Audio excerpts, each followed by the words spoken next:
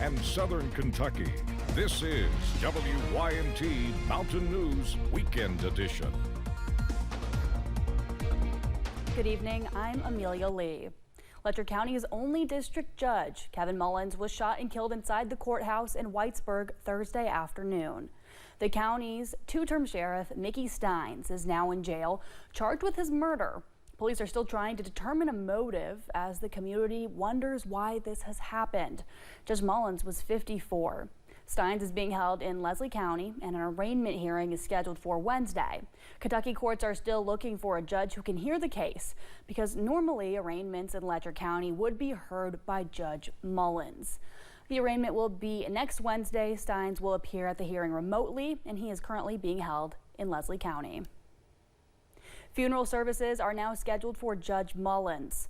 According to Holland Jones Funeral Home, the funeral service will be held on Sunday at 3 in the afternoon at the Jenkins High School Gymnasium.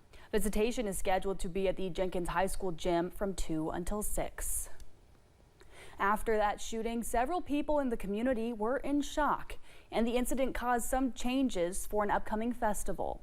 WYMT's RJ Johnson shares the excitement going into the festival and what those changes are.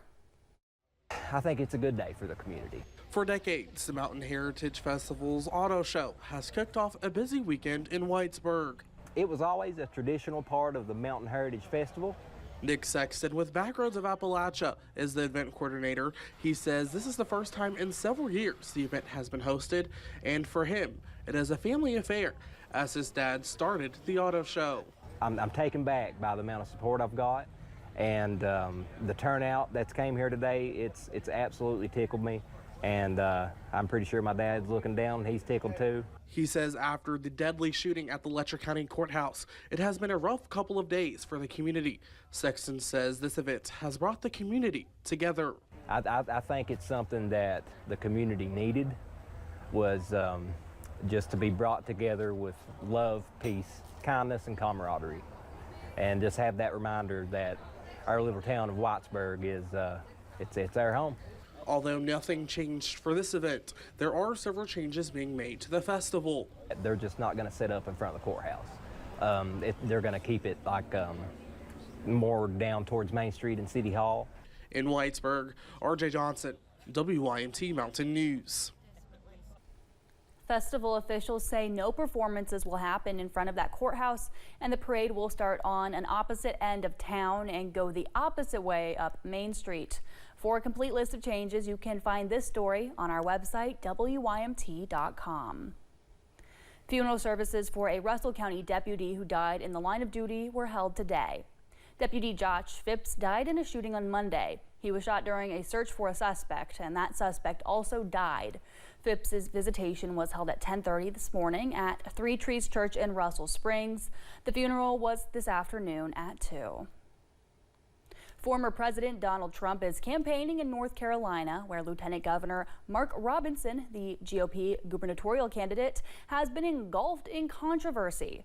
The Harris campaign, meantime, is courting Latino voters. CBS's Christian Benavides reports from West Palm Beach, Florida. Former President Donald Trump rallied supporters in Wilmington, North Carolina Saturday. We've won this state every election. The primaries we've won the general elections.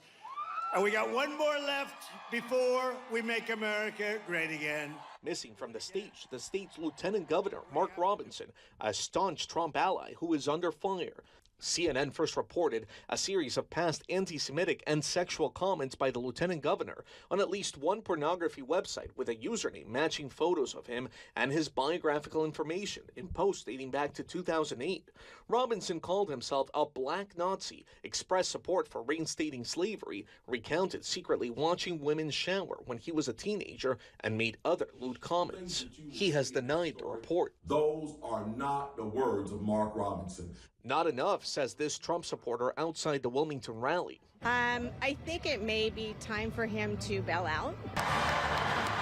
Vice President Kamala Harris focused on the issue of abortion while campaigning in Georgia and Wisconsin on Friday. And Saturday, running mate Tim Walz rallied in the key state of Pennsylvania alongside Latino actors Liza Colon-Zayas and Anthony Ramos. During this Hispanic Heritage Month, Vice President and I are celebrating the collective contributions of Puerto Ricans and the entire Latino community.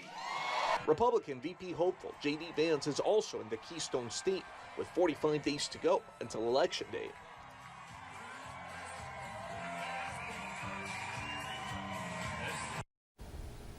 Vice President Kamala Harris announced she has accepted an invitation from CNN for a second presidential debate. Former President Trump has not yet responded to that invitation, but has said he would not do any more debates. A woman involved in a crash with a Jefferson County public school bus about a year ago has filed a lawsuit against Superintendent Marty Polio and the school bus driver. Kimberly Petty was hit by a bus and suffered a broken neck along with several other broken bones. She says her injuries will debilitate her for the rest of her life. Her attorney claims the district failed to properly vet the driver who was behind the wheel and overlooked a felony conviction on his record. A 2022 Pew Research study shows that younger Black women are more likely to have negative health care experiences compared to women of other races. Saturday marks the third annual Black Women's Wellness Family Day in Lexington. And for the event's organizer, Dr. Tiffany Brannon, it's a day to help Black women and their children connect to resources they may not get to in other settings. Dr. Brannon says gaps, specifically in health care, are prevalent in Kentucky. And so I like to kind of look at those gaps on the research to see what are the trends. So what we're being told by the community is that not being heard, and providers are not thinking that their pain is really pain. In addition to any healthcare resources families may need, Brannon says there are financial, transportation, and even hair braiding booths set up at the event to provide a holistic approach to wellness. Stay with us. We'll be right back.